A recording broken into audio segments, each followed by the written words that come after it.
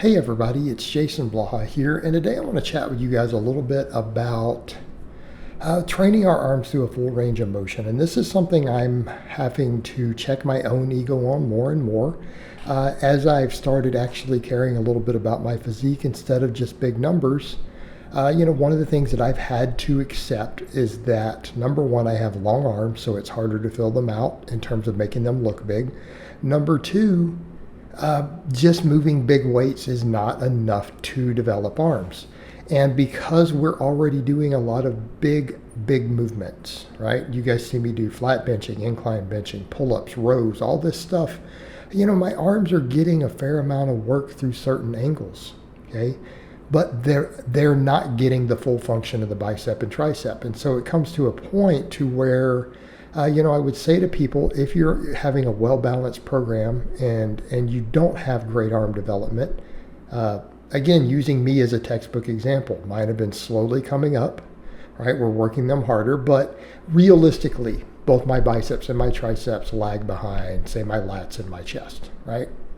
I mean, it's pretty clear that they do. Doesn't help that I have long arms. And again, I'm not even going to go into forearm training here. That's its own topic. Let's just talk about the upper arm. All right, and I've tried to do a lot of different things that I've felt my biceps and triceps on, and, they've gotten some results. And it's usually been stuff like what? Power curls, even curls, almost drag curls, JM presses, things like that. And they only develop part of those muscles for someone like me.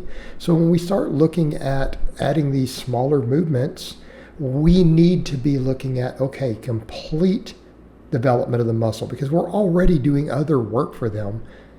These movements need to come in and really make sure that we are getting all those deeper muscle fibers, the ones that we get on different ends of the range of motion that we're missing, okay?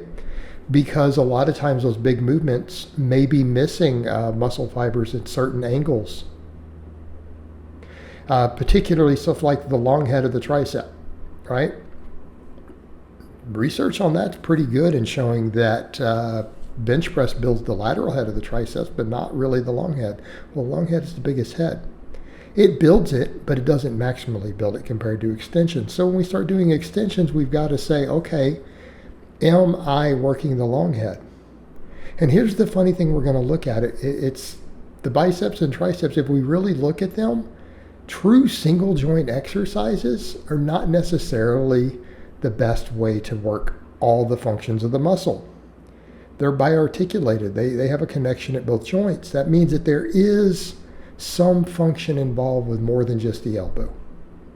Now, the elbow function can be done with a strict single joint movement. Okay? But ironically, if we try to isolate the muscles too much, we don't get their full function. Okay, we can isolate the bicep really effectively almost by just doing a drag curl. We can isolate the tricep just by doing a really strict press down, but we're not getting the long head of the tricep. We'll get to the biceps in a minute. All right, we need that shoulder movement. We need to put that stretch if we really want to get deep into that long head. Now, my pullovers and stuff I'm doing right now probably help with that. We could argue that my pull-ups and stuff help. But if I'm going to do a single joint movement, I would look at this and go, how many sets of flat bench and incline bench am I personally doing every week? How many are you guys doing? Most of you guys are doing at least, I bet, 8 to 10, if not more. I do about 12 sets of pressing a week. We're all doing a lot of pressing, depending on how our programs are set up. We're all doing a lot of pressing. What are we lacking? Getting that stretch, getting that long head.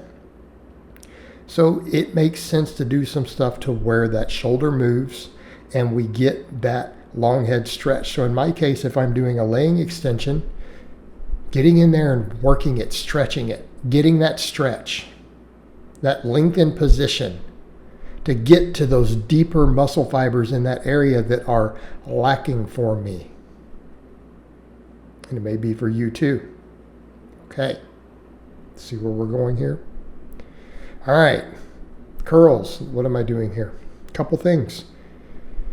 Now, this is the longest range of motion. Now, I've said before with other videos I've done, and it's technically true, but we're working the primary function of the bicep if we actually just curl up to the chest, because the elbow. But here's the big but. One of the heads is involved with the movement of the shoulder, isn't it? So it does make sense, if we want to get that part of the bicep, that we need to do the whole thing. Now, we need to be extending all the way at the bottom. I want to be clear. If you're not locking at the bottom and you're curling up to your face, you are not working the bicep to the full range of motion. I'm leaning forward there a little bit to make sure that my arms can lock, my elbows can lock at the bottom. We get that lengthened position. All right, then on the way up, notice I have the wrist cocked back when I do those a little bit, so that as I come up, I'm maintaining a bit of tension near the top. Okay, what you don't want to do is like what's allowed in the strict curl event, to where you have a wrist curl up over the top, and then you're doing that function, but then you're unloading the bicep. Well, if you don't have good arm genetics like me, I don't know if that's going to be that efficient. Again, do we really want to work the muscle? Because again, people will say, well, doesn't it do supination and pronation of the wrist? Yes, but you can't load that enough to get it to grow. Okay, what are you going to do? Do wrist twists laying down with 100-pound dumbbells? Come on. But there is a little bit of one of the heads is involved with that extension up at the top. So if we want to fully work the bicep through its entire possible range of motion, because even then, think about it, if you do that stretch down at the bottom of the supine, you are there, right? That is part of its range of motion. And then that contraction up at the top. Okay. Now we're working the bicep through the full range of motion. Notice that load is kept on it the whole time. Doing it strict. Notice how light of a weight. I can do power curls with 185 pounds. But look how hard that was. Those are hard sets with that little bitty weight. When we take the muscle through its longest range of motion and we keep tension on it the whole time, we don't let it go lax. We stretch it all the way at the bottom, and then we get that full contraction up at the top still under load. It's kind of hard to do any appreciable weight unless you have 20-inch arms, which I don't have. Okay? Because remember C.T. Fletcher, I saw him doing that with a plate per side all the way up like that. Well, dude's got some big biceps. Size equals force production. Makes sense. Makes sense. But how big of an arm do you really need to be curling a full plate the way that he does it? Which is very similar to what I was doing right there. He's got double the weight on the bar. He probably has twice the bicep tissue. Is this a coincidence? I don't think that it is. But he's not cheating. It's all strict. All right, same thing with those extensions. Are you getting that full stretch behind the head? Okay. Are you controlling the weight? You're not going to be able to do a lot of weight. You know, we can do a lot of weight on a pull-up. We can do a lot of weight on a bench press. These movements, not so much. Not if we're working the muscle completely and we're working it for pretty high reps to get that deep fatigue strictly through these full ranges of motion. You're not going to be able to do as much weight as you might think unless you have really big arms. All right, guys, but that's really all I have to say on that today. I hope it's been informative, and I'll talk to you guys next time.